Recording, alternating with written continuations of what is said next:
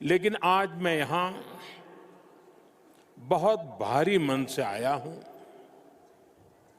कल शाम दिल्ली में हुई भयावह घटना ने सभी के मन को व्यथित कर दिया है। मैं पीड़ित परिवारों का दुख समझता हूं। आज पूरा देश उनके साथ खड़ा है। मैं कल रात भर इस घटना की जांच में जुटी सभी एजेंसियों के साथ, सभी महत्वपूर्ण लोगों के साथ संपर्क में था, विचार विमर्श चलता था, जानकारियों के तार जोड़े जा रहे थे। हमारी एजेंसियां इस षड्यंत्र की तह तक जाएगी। इसके पीछे के षड्यंत्रकारियों को बख्शा नहीं जाएगा। All those responsible will be brought to justice.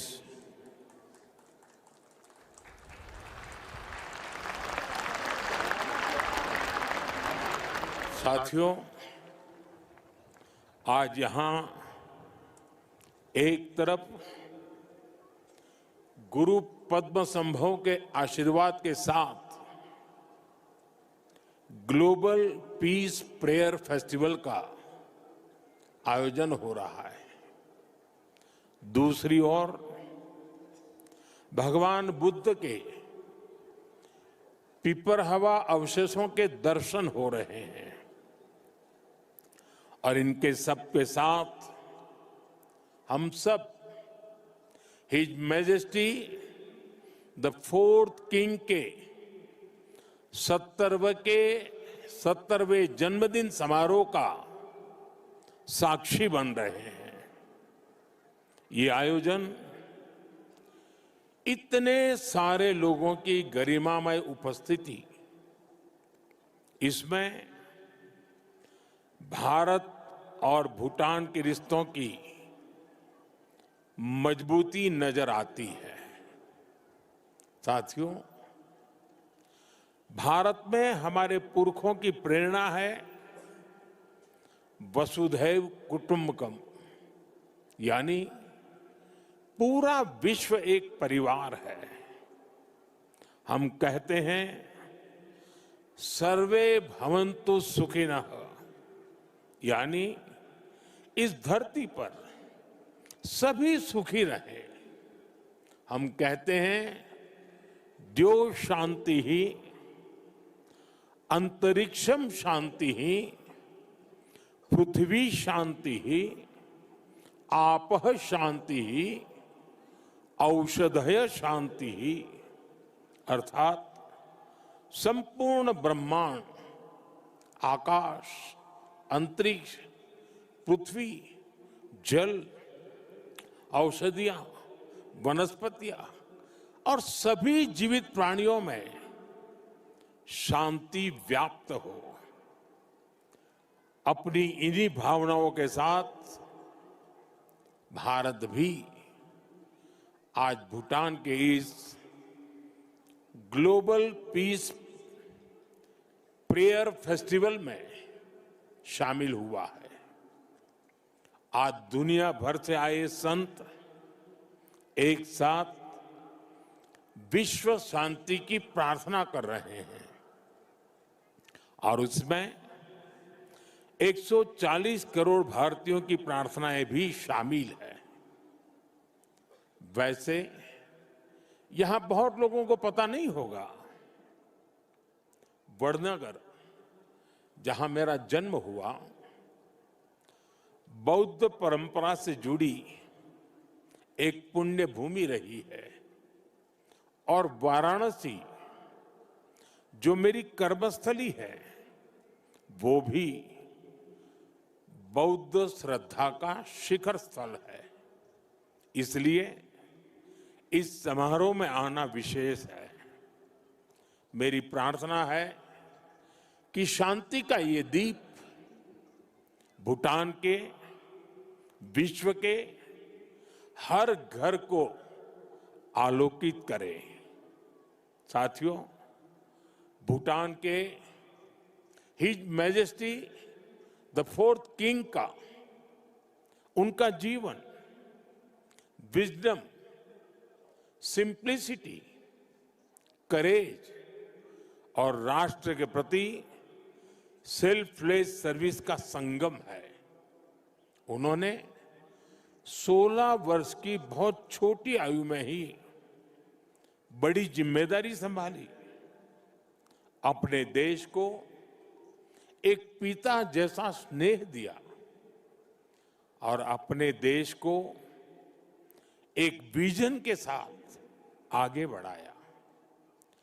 34 वर्षों के अपने शासनकाल में उन्होंने भूटान की विरासत और विकास दोनों को साथ लेकर चले। भूटान में लोकतांत्रिक व्यवस्थाओं की स्थापना से लेकर बॉर्डर एरिया में शांति स्थापना कराने तक हिज मैजेस्टी ने एक निर्णायक भूमिका निभाई। आपने ग्रॉस नेशनल हैप्पीनेस का जो विचार दिया है, वो आज पूरी दुनिया में ग्रोथ को डिफाइन करने का एक अहम पैरामीटर बन चुका है। आपने दिखाया है कि नेशन बिल्डिंग केवल जीडीपी से नहीं, बल्कि मानवता की भलाई से होती है। साथियों, भारत और भूटान की फ्रेंडशिप को मजबूती देने में भी उनका बहुत बड़ा योगदान रहा है। आपने जो नींव रखी है, उस पर हम दोनों देशों की मित्रता निरंतर फल फूल रही है। मैं सभी भारतीयों की तरफ से हिज मैजेस्टी को अनेक अनेक शुभकामनाएं देता हूं और उनके बेहतर स्वास्थ्य और दीर्घायु होने की कामना करता हूं।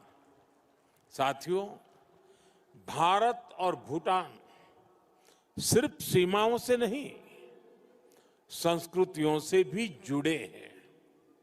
हमारा रिश्ता वैल्यूज का है, इमोशंस का है, पीस का है, प्रोग्रेस का है। 2014 में प्रधानमंत्री पद की शपथ लेने के बाद मुझे अपनी पहली विदेश यात्रा में भूटान आने का अवसर मिला था। मैं आज भी उस यात्रा को याद करता हूं तो मन भावनाओं से भर जाता है। भारत और भूटान के संबंध इतने सशक्त और समृद्ध हैं। हम मुश्किलों में भी साथ थे, हमने चुनौतियों का सामना भी मिलकर किया, और आज जब हम प्रोग्रेस की प्रॉस्पेरिटी की तरफ चल पड़े हैं, तब भी हमारा साथ और मजबूत हो रहा है। His majesty the king Bhutan को नई ऊंचाई की ओर ले जा रहे हैं। भारत और भूटान के बीच विश्वास और विकास की जो साझेदारी है, वो इस पूरे विजन के लिए बहुत बड़ा मॉडल है। साथियों, आज जब हम दोनों देश तेजी से आगे बढ़ रहे हैं, तो इस ग्रोथ को हमारी एनर्जी पार्टनरशिप और गति दे रही है। भारत भूटान हाइड्रो पावर साझेदारी की नींव भी his majesty the fourth king के नेतृत्व में रखी गई थी। हिज मेजेस्टी फोर्थ किंग और हिज मेजेस्टी फिफ्थ किंग दोनों ने ही भूटान में सस्टेनेबल डेवलपमेंट और एनवायरनमेंट फर्स्ट का विजन आगे बढ़ाया है। आपके इसी विजन की नींव पर आज भूटान विश्व का पहला कार्बन नेगेटिव देश बना है। ये एक असाधारण उपलब्धि है। आज per capita renewable energy generation में भी भूटान विश्व के सर्वोच्च देशों में से एक है।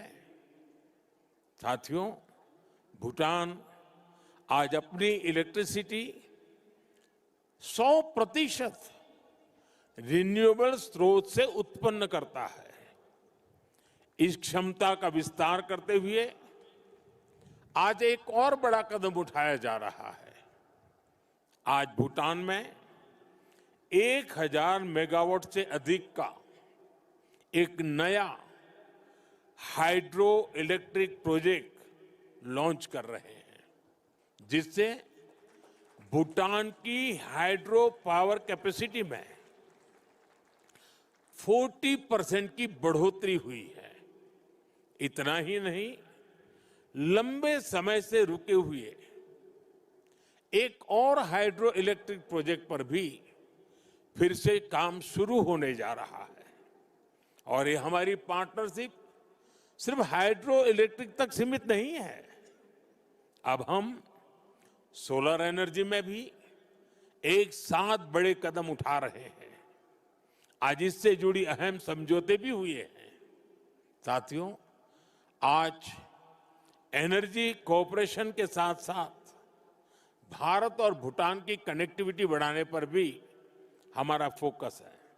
हम सभी जानते हैं, connectivity creates opportunity and opportunity creates prosperity.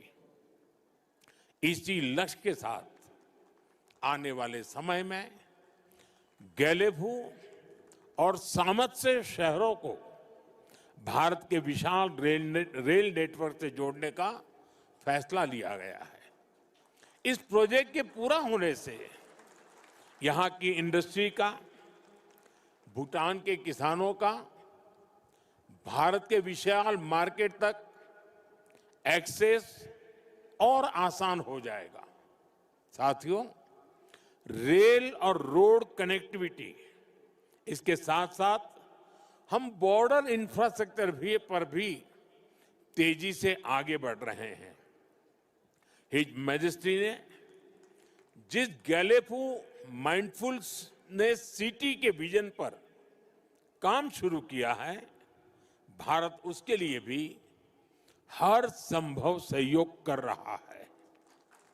मैं आज इस मंच से एक और महत्वपूर्ण घोषणा कर रहा हूं। आने वाले समय में भारत गैलेफू के पास इमिग्रेशन चेक पॉइंट भी बनाने जा रहा है, ताकि यहां आने वाले विजिटर्स और इन्वेस्टर्स को इससे और सुविधा मिल सके। साथियों, भारत और भूटान की प्रगति और समृद्धि एक दूसरे से जुड़े हुए हैं और इसी भावना से भारत सरकार ने पिछले वर्ष भूटान के 5 ईयर प्लान के लिए 10,000 करोड़ रुपीस सहयोग की घोषणा की थी। ये फंड रोड से लेकर एग्रीकल्चर तक, फाइनेंस से लेकर हेल्थ केयर तक, ऐसे हर सेक्टर में उपयोग हो रहा है, जिससे भूटान के नागरिकों की ईज ऑफ लिविंग बढ़ रही है। बीते समय में भारत ने ऐसे कई मेजर्स लिए हैं